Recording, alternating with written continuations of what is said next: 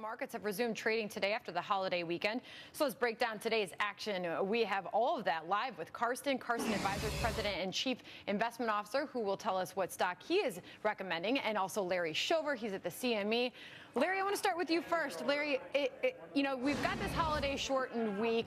Everybody's saying that the next big thing for the markets is the Federal Reserve, what they're going to do, the pace of their bond buying tapering. What really is the biggest focus for trading for you as you stand in the trading pits in Chicago? Yeah, Sandra, what I'm doing, I'm moving away from the macro, more to the micro. I mean, to your point, that article about Hilsenrath today with regards to tapering, I think that's built into the market right now. And if they stop tapering at some point in the year, that might be a negative to the market. That would mean that we're not growing at the penciled-in 3% GDP that I'm hoping for. That said, it seems like right now the market's very fragmented. People are industry-specific right now, and that's why behind me, the price action today has been inexplicable. It's been uneventful and exasperating, actually, because every time we rally, people shrug their shoulders. If we break 3 or 4 handles, people are scrutinizing, overanalyzing, not knowing what's next. So I think the bottom line is we've moved around from the macro to the micro. Well, there's a lot of reshifting going on. And Tom Carson, what happened just now at PIMCO is an example of this. Mohamed El-Erian resigning. Does that shock you? Not a great deal. I think the news initially shocks me, but as everyone knows, last year was an extremely difficult year for the fixed income markets.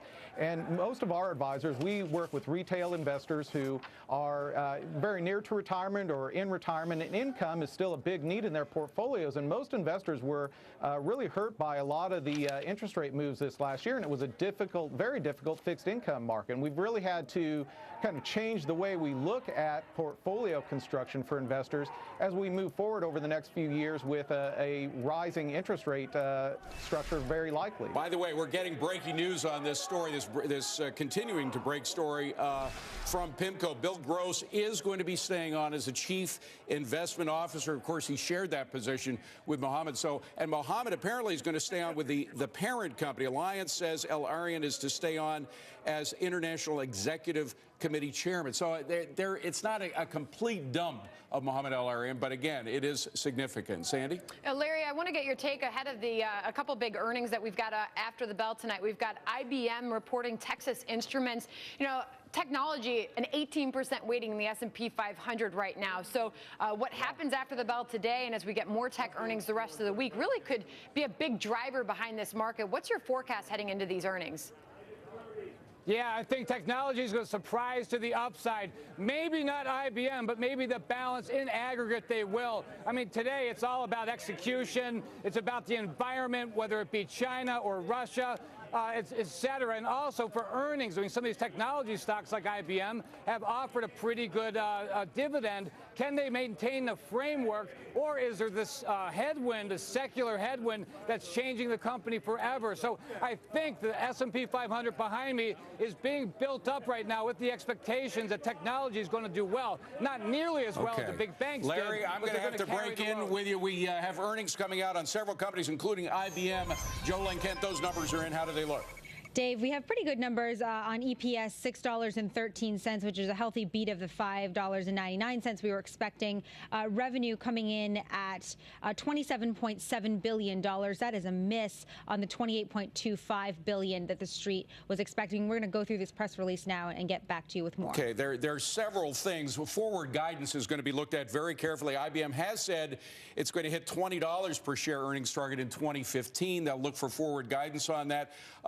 We should remember that IBM was the Dow component, the lowest performing Dow component during 2013. One other thing I'm seeing as the numbers do cross here, IBM saying, quote, we remain on track toward our 2015 roadmap for operating EPS of at least $20 a share. I know that was a lot of what Wall Street was looking for was that forward guidance. Were they still on track? So IBM confirming that, but we continue to dig through those numbers. I want to get a quick reaction here. Tom, your reaction to IBM's numbers. Once again, $6.13 on the earnings side. That was a beat of 14 cents. The street was looking for $5.99. Numbers look pretty good. What's your take?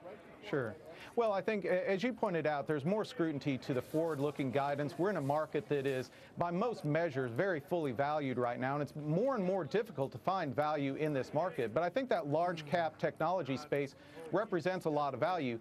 IBM, I think, is a good example of the companies we're looking at that represent a P ratio that is significantly lower than the market in general, a sustainable dividend that they're able to pay, and it, along with positions we have in Intel and Cisco, I think are good examples of companies that, earlier I mentioned many of our investors who are retirees looking for income have almost shifted from a bond portfolio to looking at high-quality stocks that have sustainable earnings and dividends as a good replacement in their portfolio for some of that income. Larry, you have a $190 target on this stock. It's only about a buck away from that. After hours, the bid is at $191 right now, so their after hours bid is higher than your price target. Well, maybe I should sell it then, because for me, I was neutral, and that's a cheap way to say I'd probably sell the stock and look to buy something else that I think is more undervalued. They have a lot of headwinds in front of them. They've done a great job, especially licking their wounds from the third quarter. I mean, look, they've had double-digit losses coming out of Russia. People keep talking about China, but there's other countries where they've had a lot of problems. They have strengthened their pipeline in the software. That's good for margins, and that's the part of execution that they're doing a very good job on. But when it comes to environment, it might be out of their hands. We might see a slowdown in the emerging markets, especially China, even though I think it's going to grow. There might be some potholes. So I think it's going to be an uphill climb for IBM, and I'm completely neutral in the stock. Okay, well, if it holds that $191 per share, look for at least one trader to be selling that stock. That's Larry. Stock higher in the after-hours trading, by the way. All right, Tom Karsten, good to see you. Thank you very much, Tom. Appreciate it. Larry, we're going to check back with you when the S&P futures close in a couple of minutes. Larry, how are things looking? We just closed about a minute ago. Well, traders are worried about a few things. And one is that other than banks, the earnings season has been mixed at very best. Not just that, but we continue to see bleeding from Intel, GE, Verizon, the retailers. Speaking of banks, another thing people are worried about right now, we're starting to see a big rotation out of Citigroup, Morgan Stanley, Goldman Sachs, into companies like Comerica and KeyCorp. Lastly, PMIs that comes out Thursday morning. We got China, Europe, U.S. People expecting moderation in U.S. and China, and hopefully for a small beat in Europe. So no lack of worry here, and a lot of consolidation, a lot of moving pieces. All right, Larry Schober, live from the CME pits. Thank you.